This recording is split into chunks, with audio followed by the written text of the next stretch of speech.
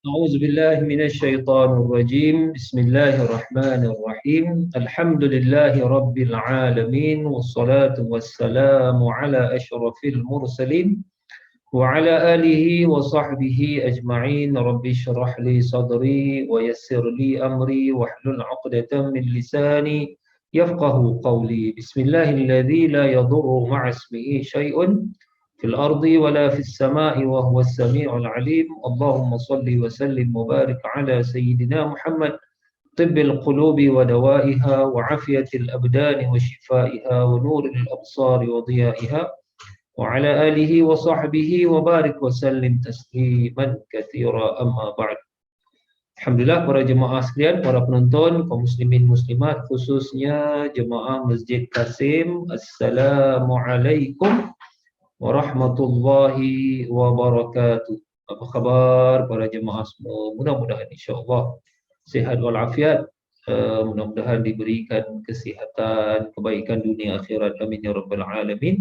Insya-Allah pada hari ini kita teruskan pengajian kita indahnya bersama Rasulullah sallallahu alaihi wasallam di syurga.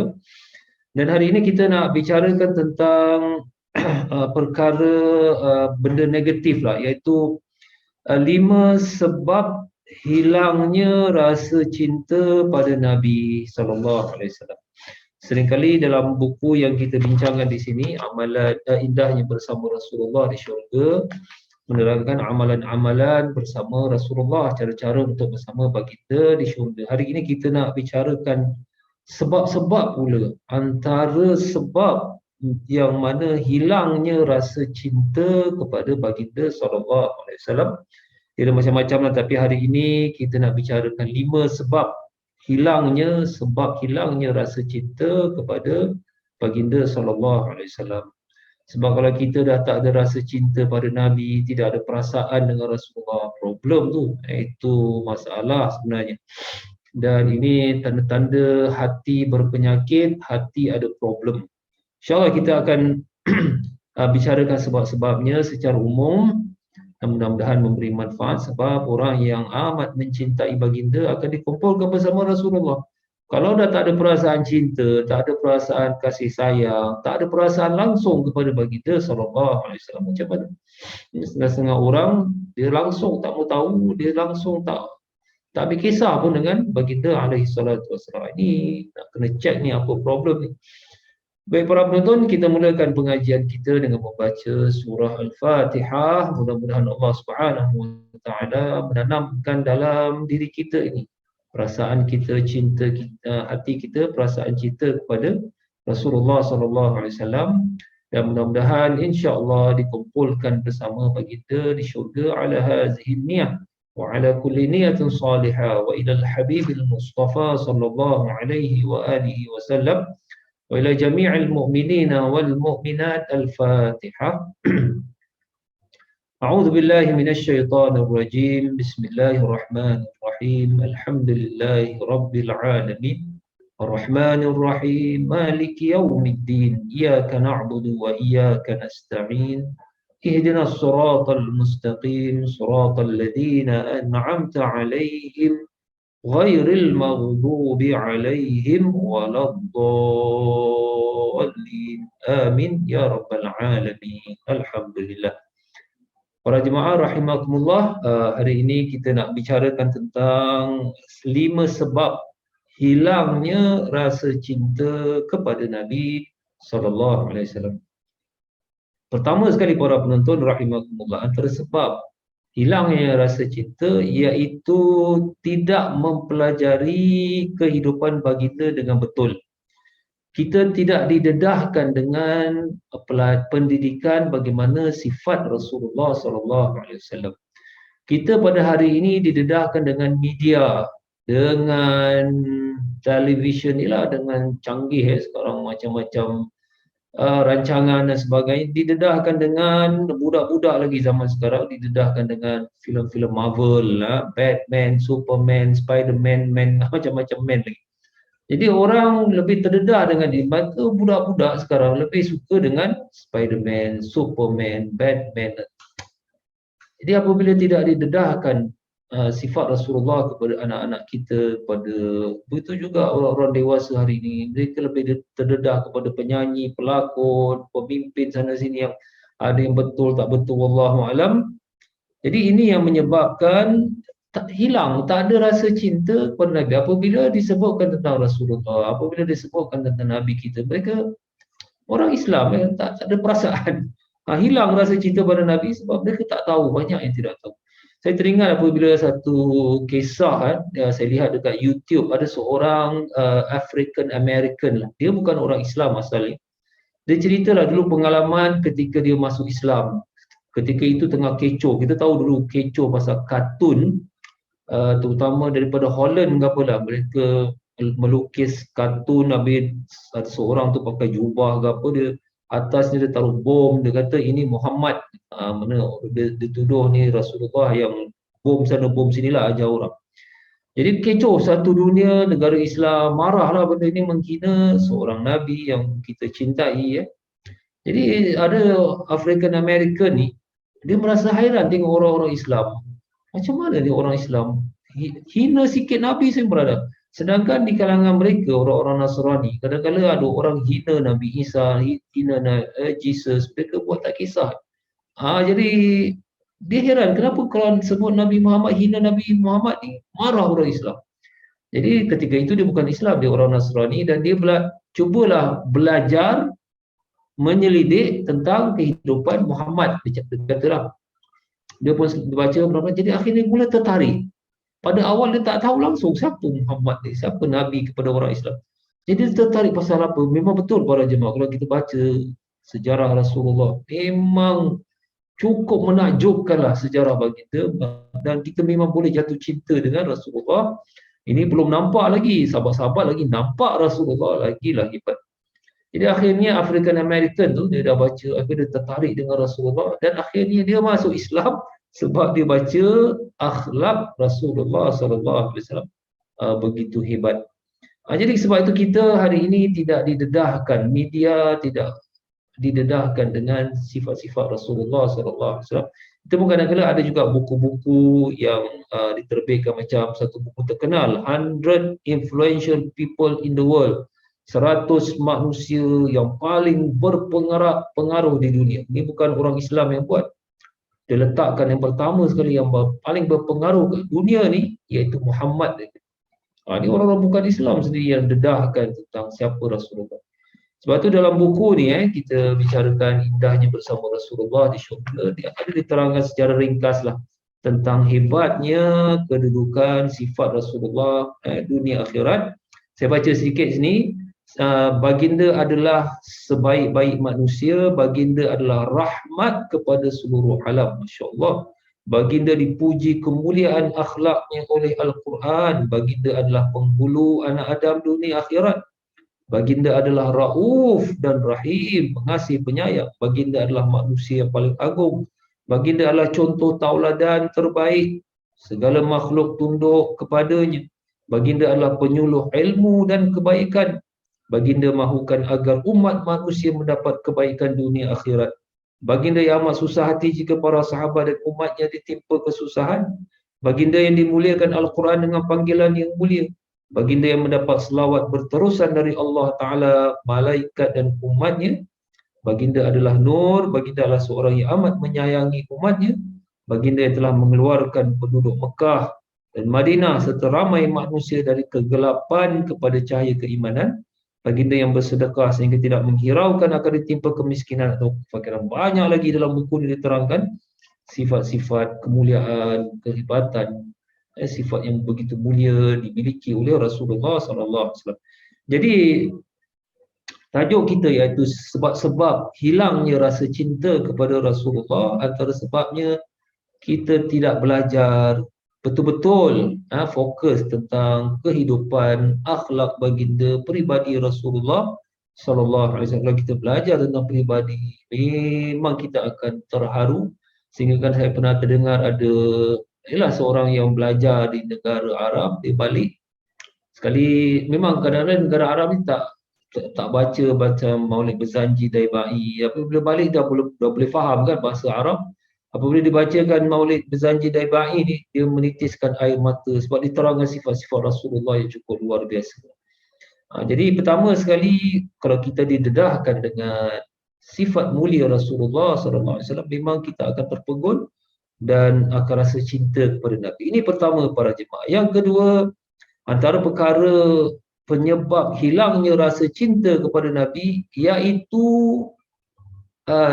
tubuhnya penuh dengan benda-benda haram dan terlalu banyak buat dosa. Pasal apa? Apabila terlalu banyak buat dosa, buat benda jahat, makan pula benda-benda haram. Jadi dia merosakkan dalaman kita. Maksud dalaman ni iaitu hati kita. Sebab hati kita ni ada nur. Subhanallah, Allah Ta'ala ciptakan dalam diri kita ni perasaan hati ni, dan dia ada nur. Nur ni lah yang kadang-kadang membantu kita dalam membuat keputusan. Sehingga kan Rasulullah pernah beritahu seorang mukmin apabila ada masalah berdepan dengan fatwa sana sini. Kadang-kadang hari ini banyak macam-macam fatwa. Sini fatwa, lain fatwa ni. Jadi Rasulullah pernah mengingatkan seorang mukmin, istafti qalbaka wa in aftakan nas. Dia kata kalau dah banyak pandangan-pandangan yang berbeza dalam hukum agama, istafti qalbak, kamu kena tanya juga hati kamu mana yang insya-Allah mana yang sesuai untuk diikuti, walaupun orang semua kasih fatwa kepada kamu. Sebab hati kita ni ada cahaya, ada nur yang Allah Ta'ala bimbing. Ini bagi orang mukmin lah.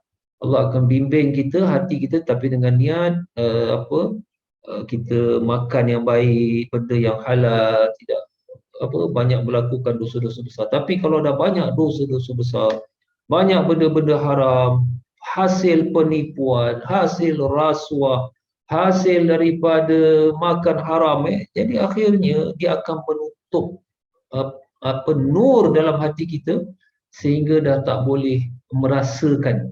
Ini yang kita bimbang apabila tidak ada perasaan. Sebab tu kita lihat pada hari ini banyak orang-orang yang tak ada sensitivity, tak ada perasaan, hanya pentingkan diri sendiri. Orang lain tak. Ini sebab, ini antara sebabnya, sebab sudah terbiasa dengan benda-benda yang jahat, benda dosa, benda haram, dah penuh, dia tutup nur cahaya dalam hati sehingga dah tak ada perasaan.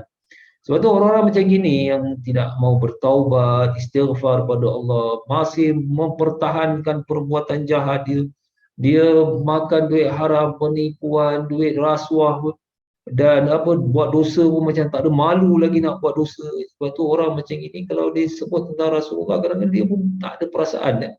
Kalau nak minta bantuan ke apa pun dia pun tak kisah. Pernah satu ketika dulu kan, ni orang-orang kadang-kadang dah tak dididik dengan pendidikan Islam, buat tiap-tiap hari buat benda-benda dosa. Akhirnya nak ajak sembahyang bukan suruh nak ajak berlari ke nak berlompat ke, sembahyang je. Dia kata nantilah saya nanti umur 60 tahun saya nak sembahyang. Tak ada perasaan orang ni. Dan kadang-kadang kita lihat di jalan-jalan raya pun ada orang yang ini kadang-kadang pelik ada satu berlaku di mana orang yang sembahyang di masjid ni, ada seorang noja ceritalah pengalaman dia sapu sampah depan masjid. Jadi hamba Allah ni dia pergi masjid sembahyang, keluar daripada masjid naik kereta parking depan masjid. Jadi ingat dah masuk kereta, pergilah, dah balik. Tak, dia buka pintu, sampah dalam plastik tu diikat, dia buka pintu untuk taruh sampah ke bawah. Padahal depan masjid tu, dia tutup pintu kereta, dia pun jalan. Jadi si noja yang sapu sampah ni apa hal pula ni?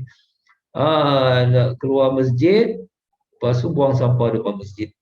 Jadi ini yang kadang-kadang ada orang sembahyang, tapi duit haram pun, benda-benda dosa pun dia buat, dia pun tak kisah. Ini hati-hati para jemaah. Jadi ini yang kita perbincangan kita, sebab hilangnya rasa cinta kepada Nabi, hati sudah tertutup. Na'udzubillah, sebab dah terlalu banyak benda-benda kejahatan, benda-benda haram tu dihalalkan semua, dan benda-benda yang penuh dengan benda-benda haram dalam tubuh badan. Sebab itu Nabi menyebut kullu lahmin nabata min haram fannar aula bih.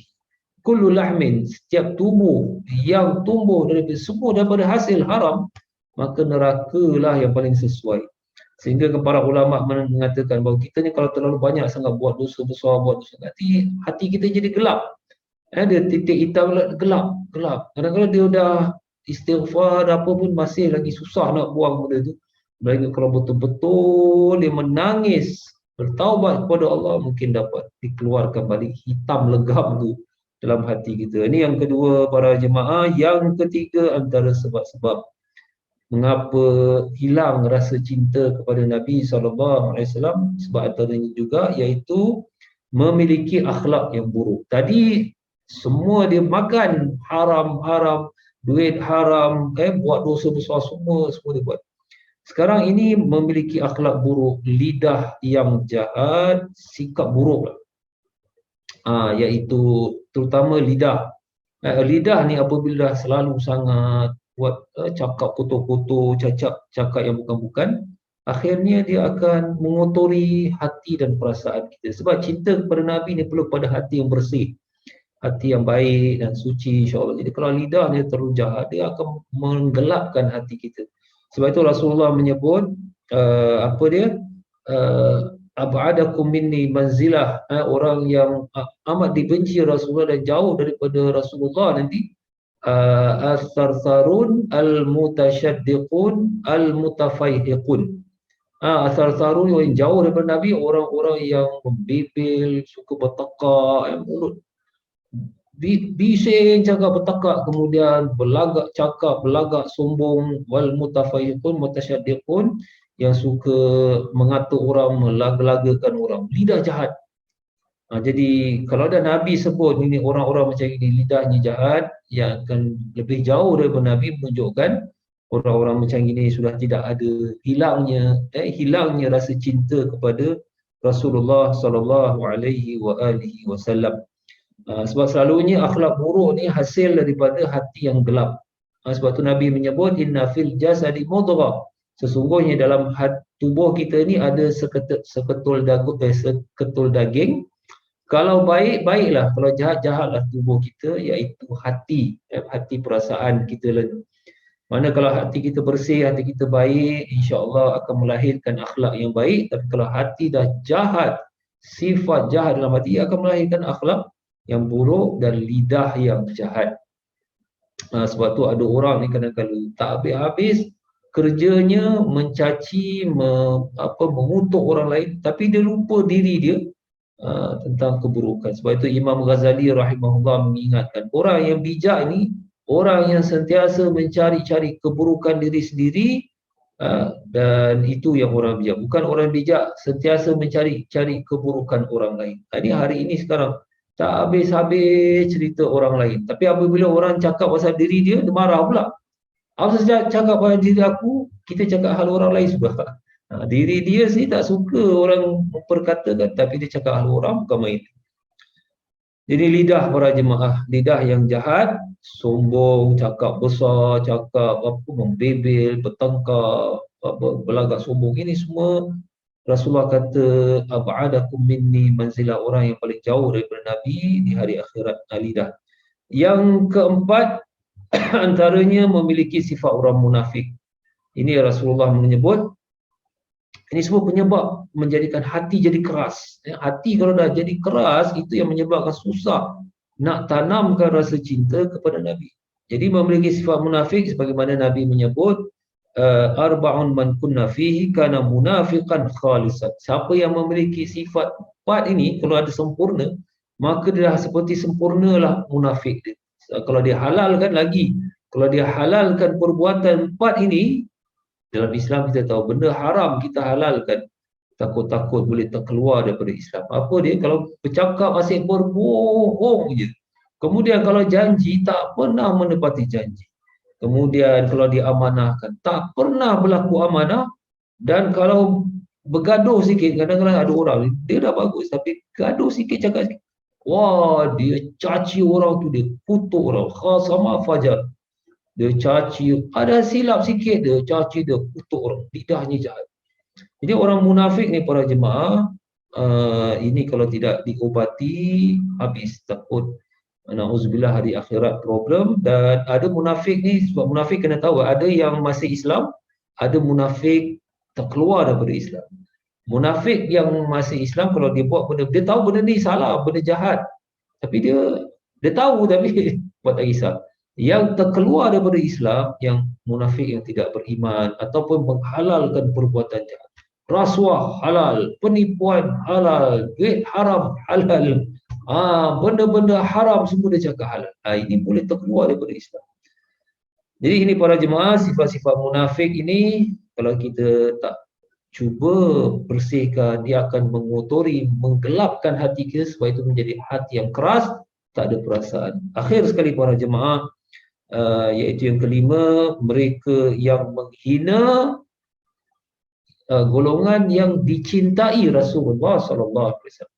Golongan orang-orang yang dicintai Rasulullah, kita hina, kita caci dia, habislah, akhirnya dicabut perasaan cinta kepada Rasul. Antaranya orang yang menghina keluarga Rasulullah sallallahu alaihi wasallam. Dia hina, dia caci keluarga Nabi. Ini berlaku, bukan tak ada, iaitu golongan nawasib dia panggil. Golongan nawasib ni dia mencaci Sayyidina Ali, Sayyidina Hasan, Sayyidina Husain, Sayyidah Fatimah, dia caci. Astaghfirullahalazim. Macam mana orang yang masuk syurga pun saya tak. Orang macam ini memang dah tak ada perasaan cinta kepada Rasulullah. Dia dah keluarga Nabi dia caci. Apa perasaan dia kepada Nabi? Dia hanya beriman kepada Nabi tapi tak ada perasaan. Kita yang ingin beriman dan cinta kepada Rasulullah. Yang kedua, mereka menghina mereka yang dicintai Rasul, antaranya sahabat Nabi. Isteri-isteri Rasulullah mereka hina. Yang tadi golongan nawasib, ya ini satu golongan Rafidah. Kerjanya tak ada lain menghina Sayyidina Abu Bakar, menghina Sayyidina Umar, menghina Sayyidina Uthman, menghina habis semua sahabat-sahabat dituduhnya sesat. Apa pasal? Mereka dakwa, mereka semua tak nak ikut Sayyidina Ali lah, apa macam-macam. Jadi mereka caci, ada yang melana, ada yang mengkafirkan Sayyidina Abu Bakar, Sayyidina Umar. Na'udzubillah. Ini tidakkah ini mereka kekasih yang mereka dicintai oleh Rasulullah SAW. Ada yang menghina Sayyidina Aisyah, menghina isteri-isteri Nabi. Kalau dah macam gini, macam mana dalam mandi boleh cintakan Rasulullah SAW? Sebab tu golongan Rafidah ni yang menghina sahabat, isteri-isteri Nabi, mereka kadang-kadang nak sebut nama Nabi, mereka lebihkan inilah mereka golongan yang maksum, lebih kadang-kadang lebih daripada Nabi kita SAW, lebih disebut. Jadi itu para jemaah, setakat ni saya dapat sampaikan, iaitu 5 sebab hilangnya rasa cinta kepada Nabi SAW. Tapi yang paling utama adalah sebabnya kerana tidak belajar, tidak kedepankan pendidikan tentang sifat mulia Rasulullah. Ini antara sebab yang utama hari ini. Kita didedahkan dengan kartun itulah, Superman lah, itulah sebagai penyanyi, pelakon. Tak kisahlah siapa-siapa nak suka pemain bola ke apa, tapi kita kurang mendedahkan sifat Rasulullah yang mulia kepada masyarakat. Sebab tu budak-budak tak tahu. Baik para jemaah, saya akhiri, subhanakallahumma wa bihamdika asyhadu an la ilaha illa anta astaghfiruka wa atubu ilaik. Sallallahu ala sayyidina Muhammad wa ala alihi wa sahbihi wasallam. Alhamdulillahi rabbil alamin. Assalamualaikum warahmatullahi wabarakatuh.